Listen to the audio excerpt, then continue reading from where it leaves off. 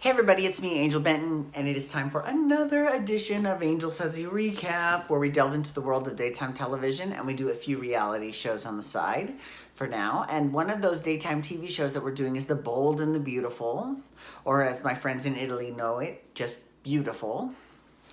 But before we get into The Bold and Beautiful, so today, first of all, okay, oh my God, today was, so it was like really, okay, so last night there was a huge windstorm, like really, really big. I heard it. I could hear the wind, but like I wasn't afraid or anything. So I was like, whatever, I was out. So I woke up this morning and my power was still on. So I didn't know that there was any issues, right? I literally walk across the street to the pole dancing studio. It's literally, no, I'm not even joking you. I can cross the street from my apartment and go right there. It's literally right across the street. No power. Even still today.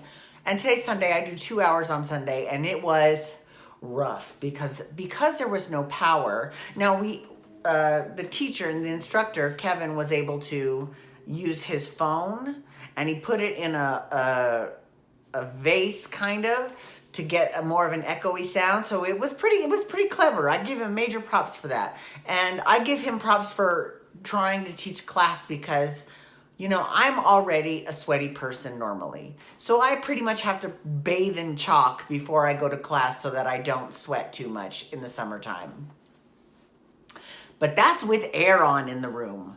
There was no air because they had no power. And I swear to God, I was dripping. Like I had so much sweat coming off of my body because I was so hot.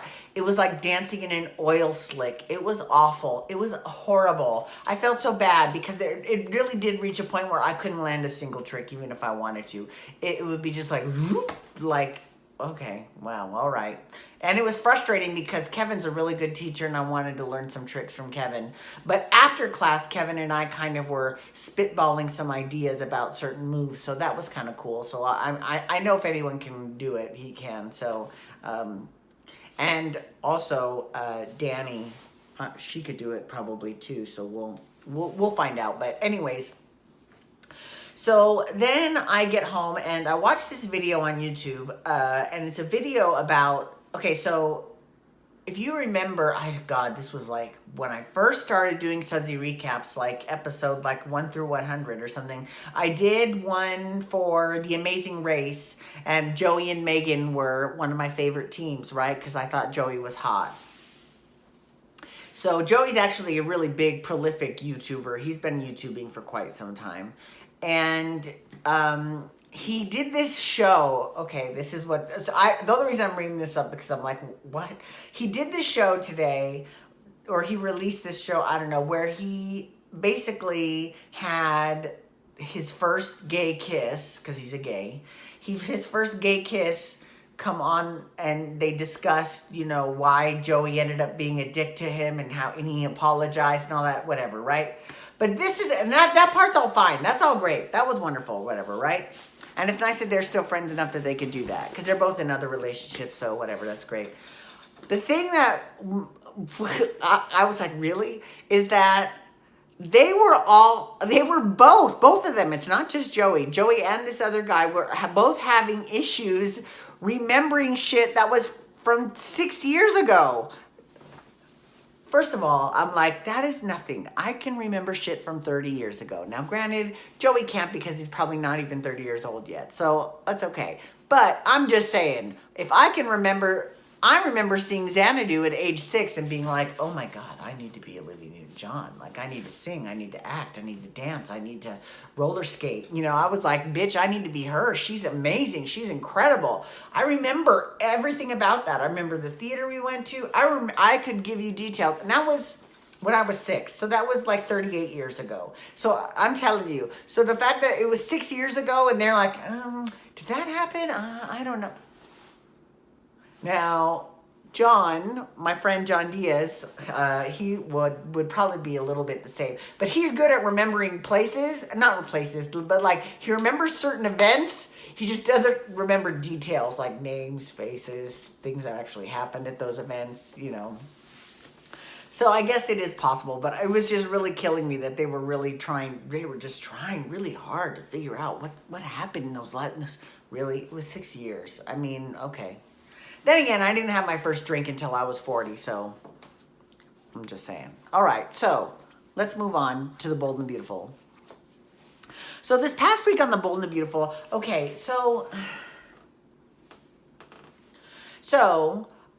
there was an issue with Emma. How, they caught Emma taking pictures of the clothes. She says it was because she just wanted to see if they would go with the choreography that she had created for the models. And they found out that she was related to Justin Barber, because she is his niece. Which means that we've already talked about this. So they caught her, and they had Justin come, and he said, I promise you, and then Hope's like, I'll give you one more chance. So then Charlie caught her again today texting, but he thought she was taking pictures, and she was like, take my phone, look, I promise you I was not taking pictures, I promise. So he looked at it, and he's like, okay, yeah, I guess, okay, there's no pictures on here, but you can't blame us for being suspicious.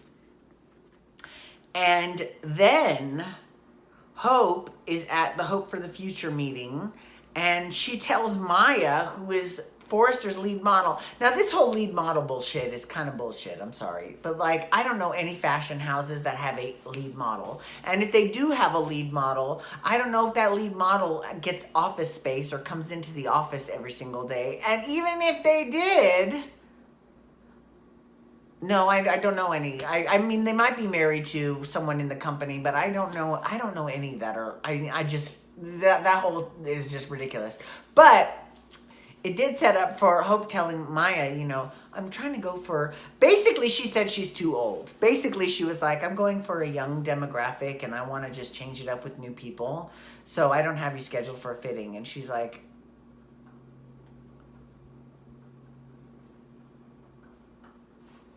so I was like, okay, all right. That's going to piss off a few people. Okay.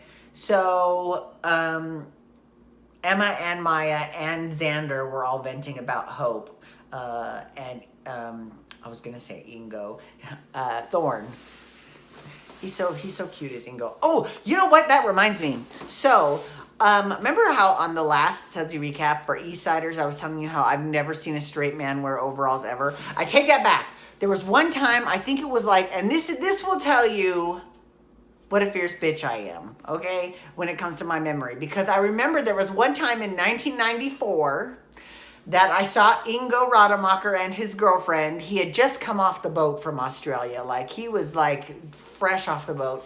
And he was wearing overalls. So he is a foreigner. So I was like, he's a straight guy and he's a foreigner. So it might be fine where he's from. But I mean, I'm not saying there's no, listen, if you're a straight guy and you want to wear overalls, wear them. They look fantastic. I'm just saying, and maybe, and I'm be the first to admit I am an urban kid. So maybe in the rural countryside, maybe lots of straight men wear overalls, but usually they're farming and shit, not just, but then again, that's kind of what Ian was doing in Eastsiders when he was wearing the overalls, but I mean, he's in fucking Silver Lake. It's not like that he's out in fucking Iowa. Anyways, sorry.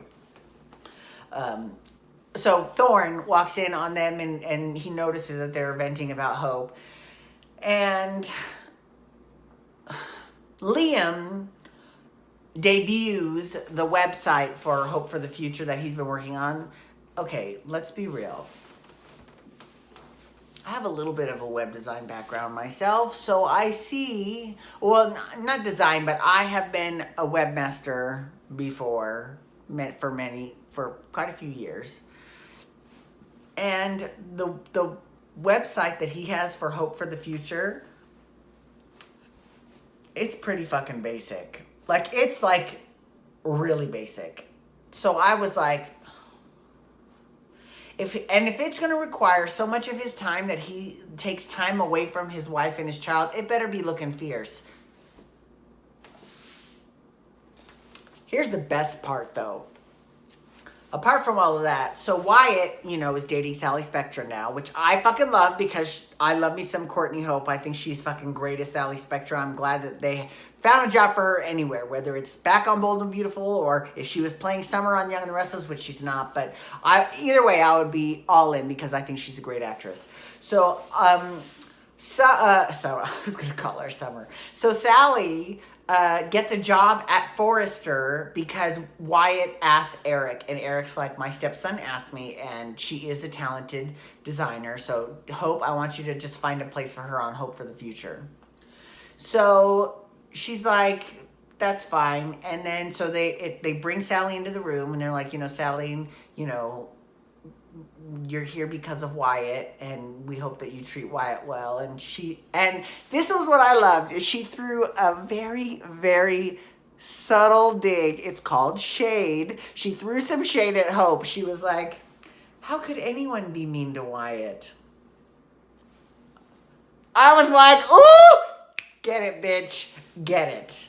Get it. Get it. I loved it. I loved it. Anyways, so that's Bold and Beautiful. We'll see what happens next week. Thank you so much for tuning into my Sudsy recaps. I appreciate you all. Please feel free to follow me on Twitter, Instagram, and Snapchat at Angel Benton. You can hashtag Bold and Beautiful to talk to Bold and Beautiful, or you can also hashtag Below Deck Med to talk Below Deck Med. I'm doing that next. And when you you can hit that subscribe button and give this video a thumbs up. And then you'll get my music videos. Well, not yet. You'll get each video of mine sent to your email inbox every single day. Alrighty, everyone. It's tired. I'm exhausted. The sun's gone down. It's like, my body's like, have a good night. Peace out. Wubba, wubba, wubba.